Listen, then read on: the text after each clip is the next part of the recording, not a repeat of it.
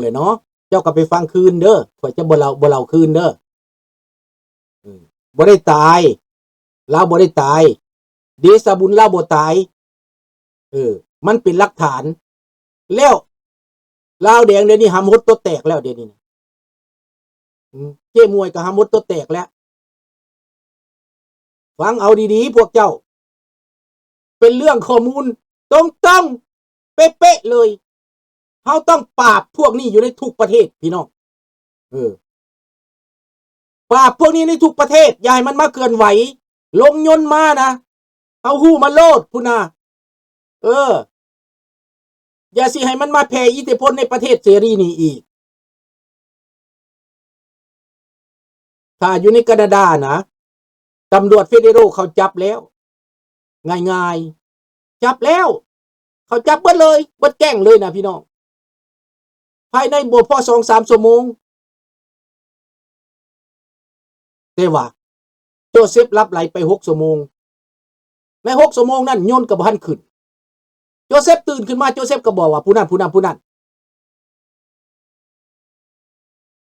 แสออกมาเยอะๆใช่คนฝรั่งเศสต้องแสผู้ใดบ่ได้เกี่ยวข้องพวกที่อยู่ในรูปที่ข้าพเจ้าสิโพสต์ออกไปนี้พวกท่านที่บ่ได้เกี่ยวข้องต้องออกมาแสดงความบริสุทธิ์ใจเด้อถ้าสั้นพวกท่านจะเป็นอันเดียวกันหมดกินเหล้าในวงนั้นเป็นอันเดียวกันหมดเป็นอันเดียวกันหมดนะโจเซฟได้ยินบอกว่าบ่อยากให้เว้าสื่อเจ้มวยออกมาว่าซั่นแต่บ่ได้เพราะเจ้มวยเป็นเตมวงอกอยู่แล้วนี่พลเมืองดีต้องทั่วโลกอยู่ฝรั่งเศสอยู่อเมริกาอยู่แคนาดาต้องบอกเบิดต้องอเลิร์ตเบิด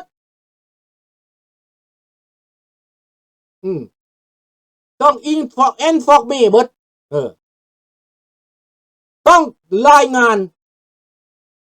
นวัดทุกท้องที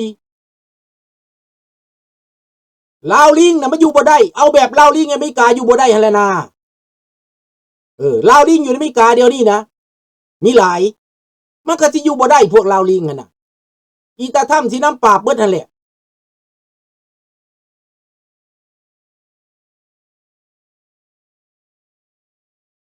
นี่แหละผีขายหน้าบ้ากระทำผิดคิดบ่ถ้วนทีคิดว่าตัวเองนี่โว้ยมาเป็นนักร้องคาราโอเกะแล้วบ่มีปัญหาหยังดอกเจ้าก็เบิ่งหน้าเขาแม่เบิ่งหน้าเขาแม่คนพวกนี้น่ะเขามาหยังแล้วก็ฟังคำสั่งใช้โทรศัพท์2 เครื่องพุ่นฟังคำสั่งทางซ้ายทางขวาผู้อยู่เมืองฝรั่งก็เขียนเข้ามาว่าจังซั่นผู้ทูตได้น่ะทางประเทศลาวเขียนว่าจังซั่นนายผู้มาพาหัวหน้ามานี่ต้องฟังคำสั่ง execute ลงมือแล้วกลับด่วนหมายเขาว่าสั่งมาลงมือแล้วกลับด่วนจะถามว่ายนต์ฝรั่งมันจะเจ้ากลับด่วนบ่จะสิกลับแบบใดเนาะเอาละเรื่องโจเซฟเอาไว้แค่นี้พอหอมปากหอมคอพี่น้องแม่นบ่ข้าพเจ้าก็เห็นอยู่น้องบีว่าใกล้ชิดกับโจเซฟหลายปานใดขบวนการนี้มันเป็นคนหนุ่มเมืองลาวเขาบ่สู่ฟังพวกเฮาดอกเขาบ่ได้มีคอนแทคกับพวกเฮาดอกพวกนี้นะเขาห้องเป็นขบวนการมนุษยะของเขาข้าพเจ้าก็เคยเตือนลูกหลานว่ามนุษยะนะไม่แน่ไม่นอนนะพวกเจ้าเป็นลูกแรงตีนมือของพวกลาวแดงทั้งหมดแล้วมาเฮ็ดเป็นมนุษยะนะมันบ่แน่บ่นอนว่าเขาจะจริงหรือบ่จริงเด้มันจริงหรือบ่จริงนั่นนะเนาะเอาละแล้วขบวนสิทธิมนุษย์ตอนนี้เป็นแนวใดแน่พวกขบวนสิทธิมนุษย์ในฝรั่งเศสนะคันที่ไปสู่สิทธิมนุษย์อยู่ลาวนะต้องสู่อยู่ฝรั่งเศสก่อนเด้อพวกเจ้าเด้อฟังดีๆอีนางปากแบ้มึงต้องออกมาเคลื่อนไหวเด้อมึงคือเงียบอยู่อีนางปากแบ้ฟัง ฟังลุงสุนทราเว้าต่อไปพี่น้อง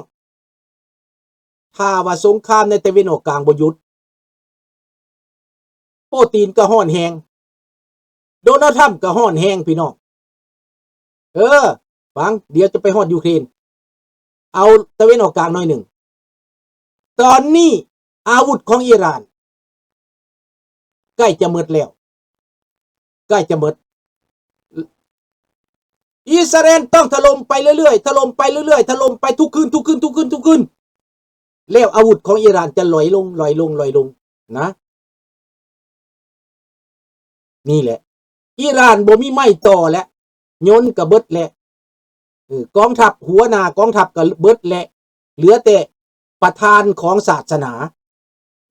ประธานศาสนานี่นัตยาฮูคงจะปิดชีพในบ่นานตะวันออกกลางนี่ก็เป็นจุดจบคือกันเบิดแล้วบั้งไฟอิหร่านสิหมดแล้วพี่น้องหมดยนต์ก็บ่มีดังนั้นอิสราเอลต้องเร่งเข้าไปให้พวกอิหร่านเสรีได้กลับประเทศเหลือแต่บักหนวดเป็นบอกนี่แหละอิสราเอลเฮ็ดให้เบิ่งแล้วอิสราเอลน่ะผู้นำเข้าไปรีบังเกอร์ใต้ดินเฮ็ดคือจุดดำเฮ็ดคือจุดจีบ่เบิดแล้วอิหร่านเบิดแล้วจะไปสู้กับอิสราเอลประเทศน้อยๆเขาสามัคคีกันได้อิสราเอลได้ลาวเฮาเป็นคืออิสราเอลประตูแต่ว่าอิสราเอลเก่งถึงจะถูกลูกปืนตกใส่เล็กๆน้อยๆเสียไป100 คนดีกว่าถูกเขามาปาดคอเป็นพันพี่น้องแม่นบ่แม่นหรือบ่แม่นตายไป7-8 คน10 คน20 คน100 คนดีกว่านอนอยู่ซื่อๆเขามาปาดคอคือเราพวกเจ้าขึ้นเบิ่งพวกเจ้าสินอนรอถ่ายเขามาปาดคอหรือสิไปย่างไปให้เขาไปปาดคอคือโจเซฟนี่วะพวกเจ้าขึ้นไหมพวกเจ้าเป็นไก่เป็นเป็ดวะโจเซฟบ่แม่นเป็ดบ่แม่นไก่ได้พี่น้องนี่ก้าวไปถึงอิสราเอลบัดก้าวไปถึงยูเครนในตอนนี้นวดยูเครนนวดพี่น้องเพราะว่าสายตาโลกแนมมาหา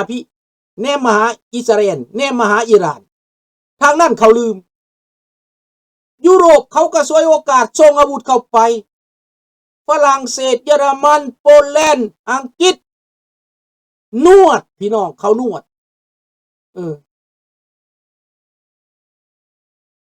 ถือบังคับเจ้หมวยต้องถือบังคับบ่แม่นสมัครใจเจ้หมวยบ่มีความสามารถสมัครใจปานนั้นเจ้หมวยก็มีคดีอยู่แล้วย่านอยู่แล้วถือบังคับเด้อเอาละสรุปให้เท่านี้แล้วพวกยูเครนนี้ในตอนนี้ต้องสู้ต่อไปต้องอึดต่อไปให้รัสเซียล่มสลายเพราะประชาชนรัสเซียเริ่มออกมาเคลื่อนไหวแล้วแม่คนตายแม่คนเจ็บแม่คนหายสาบสูญเป็นล้านคนเริ่มออกเคลื่อนไหวแล้วนะดังนั้นรัสเซียมีแต่ความหายนะ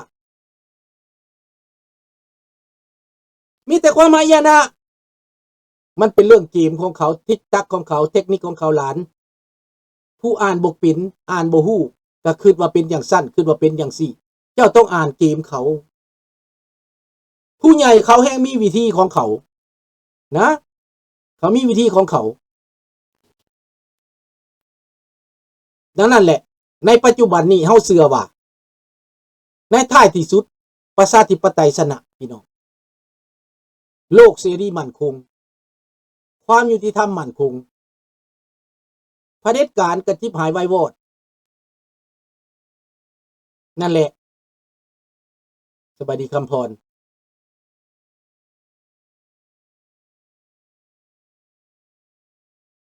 ถูกบังคับเจมวยถูกบังคับเด้อ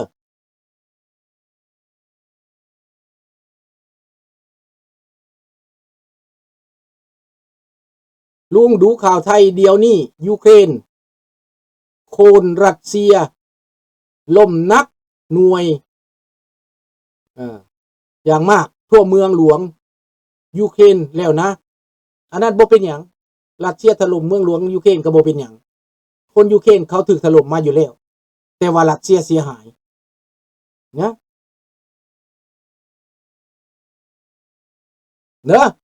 ต่อไปน่ะเฮาต้องเข้าใจว่ารัสเซียกระตกฝืดแหละฝืดพี่น้องมหาเศรษฐีอิสราเอลอยู่ยงย่ายเกือบทุกประเทศจุดดีคือเขาสามัคคีกันเป็นหนึ่งเดียวแมนถึงในอิสราเอลเขาอยู่มาได้ป่านนี้นะถ้าเขาไปบ่รอดนะเขาก็ลากนิวเคลียร์ออกมานิวเคลียร์อิสราเอลอย่างน้อยก็มี200-300 ลูกได้อย่างน้อย80 ลูกไป80 ลูกกันสามารถเฮ็ดอิหร่านเป็นน้ำทะเลได้แล้วเข้าใจบ่ถ้าอิสราเอลไปบ่รอดแท้ๆนะลากนิวเคลียร์ออกมานะ80 ลูกนะอิหร่านบ่เหลือเลยหายสาบสูญไปเลยพี่น้องเข้าใจแล้วบ่พี่น้องถ้าเขาจำเป็นปกป้องประเทศอิสราเอลแท้ๆเขาต้องใช้ถ้าไปบ่รอดก็ต้องใช้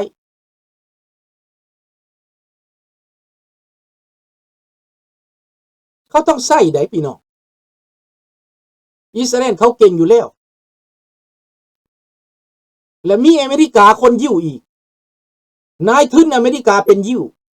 เขาบอกปากกันได้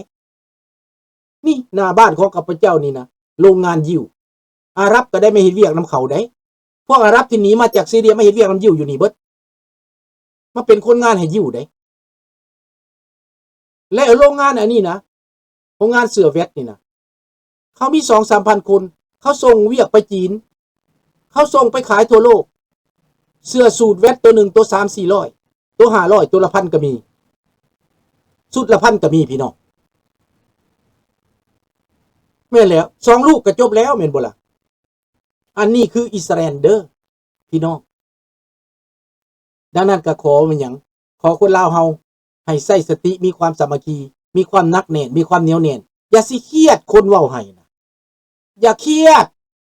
เฮ็ดหยังลุงนี่บ่เครียดใดด่าก็บ่เครียดเว้าก็บ่เครียดเสียดสีก็บ่เครียดบ่เครียดเนาะบ่เครียดหยังเบิดเพราะว่าพอแล้วเข้าใจแล้วฮู้แล้วเครียดได้หยังต้องร่วมใจกันสามัคคีกันให้เข้มแข็งขอบใจน้ำลูกหลานทุกคนขออำลาพระจากเท่านี้พบกันใหม่ในมื้ออื่นติดตามอีกต่อไป